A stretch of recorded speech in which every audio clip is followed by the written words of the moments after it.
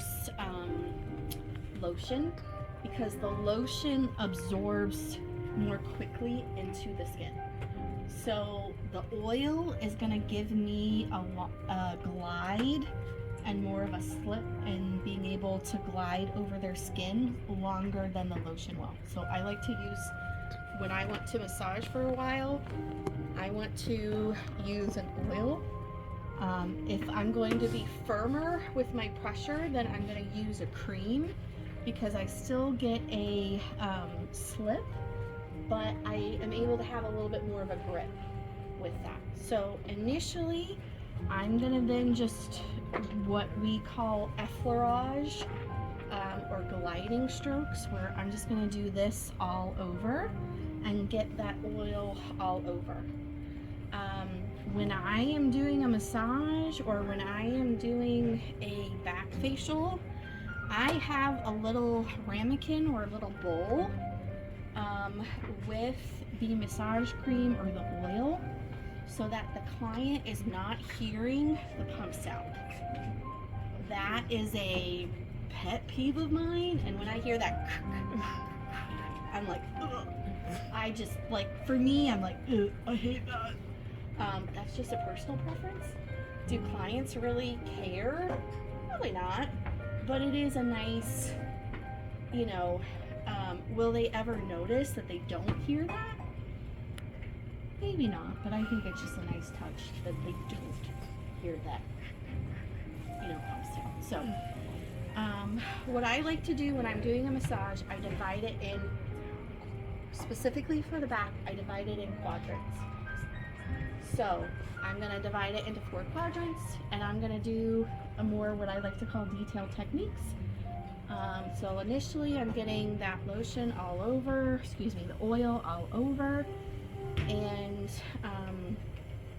then I'm going to say, okay, I am going to work on this side, then I'm going to then move down here, then I may move over to the low back, and then work over here.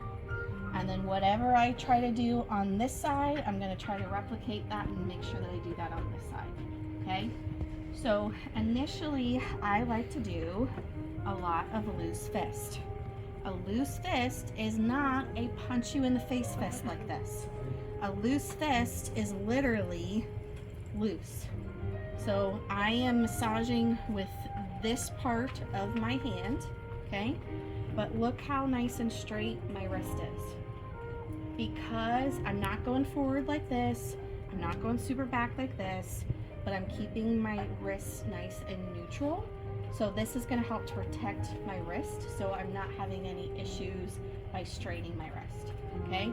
You got, if your wrist is kind of weak, take your other hand, place it here, okay? And that can then help to protect your wrist so that it's then keeping it nice and loose. Okay? Alright. Okay? When I'm doing a stroke, I want to do it 3 times. Once is not enough. 2 is a tease. 3 or more is just right. But when I do a stroke, I want to do it at least 3 times. Okay? Then I can then switch, and I can feel where her spine is, where her vertebrae is right here, and I'm coming just to the side of it. And then I'm just doing stiff fingertips and trying to like pull the skin and muscles away from her spine.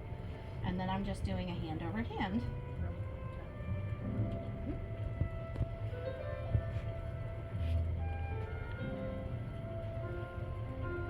Okay, now I'm going to go to knuckles, and I'm going to do alternating circles with my knuckles. Notice my body is moving with the movement, okay? I'm not just doing all arms, right? I'm using my body so that it's coming from my body and not all of my arm strength.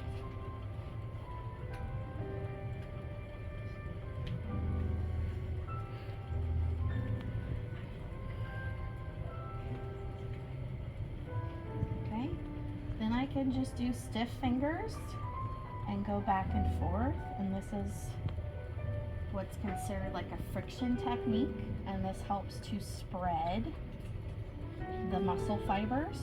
Okay, if you think of our muscles have a bunch of spaghetti noodles. Okay, when you put spaghetti noodles in a pot with not enough water and you don't stir it, what happens? It clumps up, they stick together, noodles are hard. So our muscles are made up of a bunch of those spaghetti noodles. Okay, really simplifying the anatomy here, but they're made up of all of those spaghetti noodles. And if there isn't enough water and enough movement, then those fibers stick together.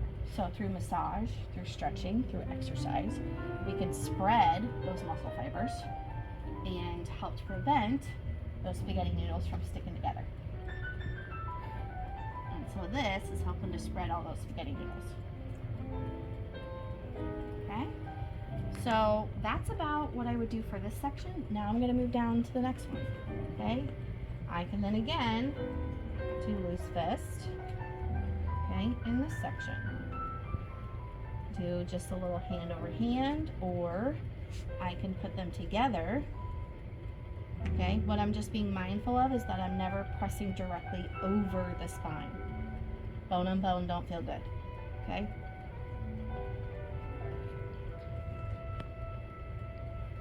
All right, I can go back and use those knuckles and do some alternating circles with those knuckles. How are you doing with the pressure, Miss Tina? Okay, and then I can then go to stiff fingers and then just try to pull everything away from the spine. Okay, I'm alternating my hands, but I can coordinate them together and go like this, nice and slow.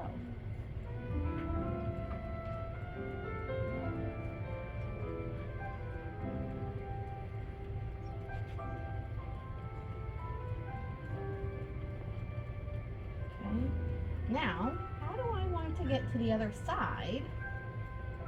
Okay, and then transition. So I want to give her lower back a little bit more love before I move on. So what I'm going to do is go back to that loose fist, but I'm doing circles with that loose fist. Okay, and I'm going all the way up to the draping so that I'm getting into that low back, like almost the top of her glutes. Okay, then I can then use the side of my fist and be a little firm with this, okay? But that's not a lot of pressure on, because I'm using my fist, it's not a lot of pressure on my fingers or my thumb. Go back to that loose fist and kind of lean into it. I'm in a lunge.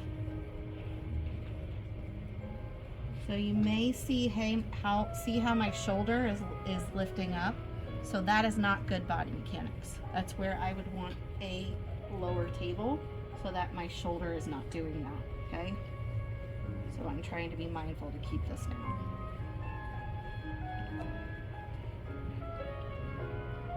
All right, so how do I want to be swanky and transition and maintain contact and get to the other side? So we're going to do something called ringing.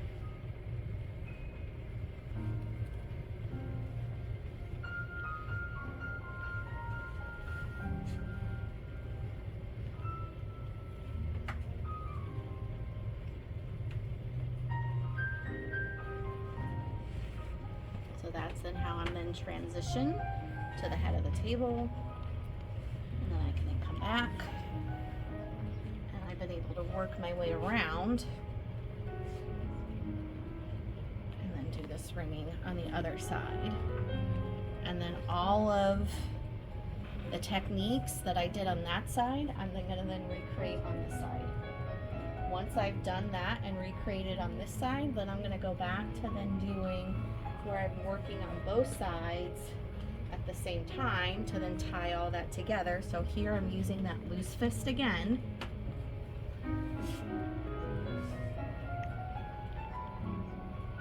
Okay, using the loose fist, rock my hand back, open up my hand, glide back, Swooping down and under, go back to that loose fist.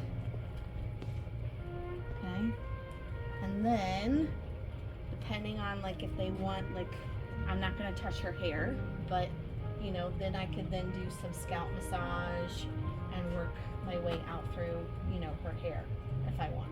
Okay, all right, so